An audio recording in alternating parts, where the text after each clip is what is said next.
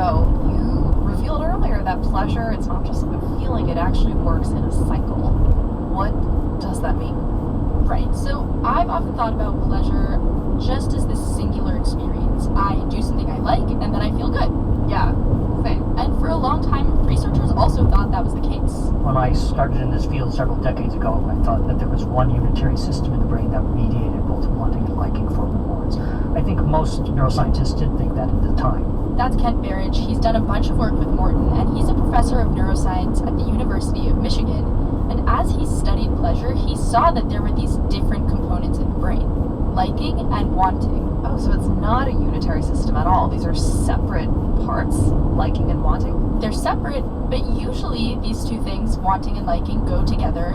But there are cases where they get separated or fall out of balance, like in addiction. That's so interesting. So, Rachel, walk me through how this pleasure cycle unfolds. So it all starts with the wanting stage. You and I both drink coffee, so let's take the example of our morning coffee.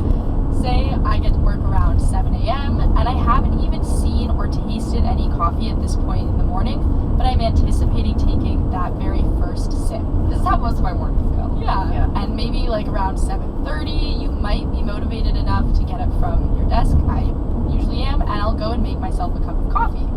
So scientists can actually measure this motivation by looking at how much work someone will do in order to get to their goal.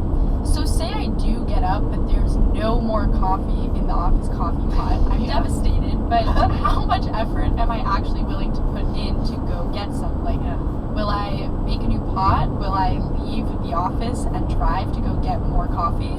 Okay, so that's the wanting part of the cycle. Yeah, that's like measuring the motivation, which is wanting. Researchers mainly see this in the brain's reward system, which is a group of areas deep in the brain, like the nucleus accumbens and the ventral striatum, parts of the amygdala. They're all cueing us up, basically to expect something good. Okay, so once you move beyond the desire and you finally get that cup of coffee and it smells as good as you thought it would, and then it tastes really good, what happens next? Is that the liking part? That's the liking. And Kent and Morton both say we can measure this liking in a few different ways. So researchers can look at something like whether or not a rodent, which is the animal of choice for most of these studies, eats the food that it's given.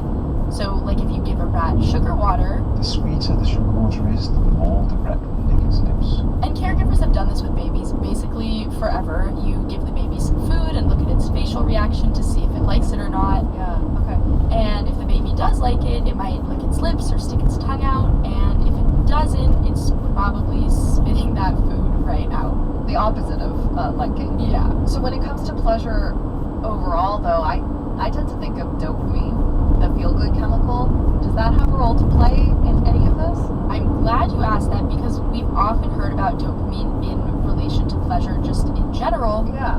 But it's actually specific to the experience of wanting. That's the first part of the cycle we talked about. Dopamine is the most famous reward neurotransmitter in the brain, but it turns out it doesn't actually generate pleasure the way we once thought it did. It does, however, generate intense wants for and urges for these pleasures in life. Kent's talking about the difference between wanting something and actually enjoying that thing once you get it. Oh, okay. And he says if you lower the dopamine levels in rats or even in humans, they can still like things, that second part of the pleasure cycle, but they just might not be as motivated to work for those same things.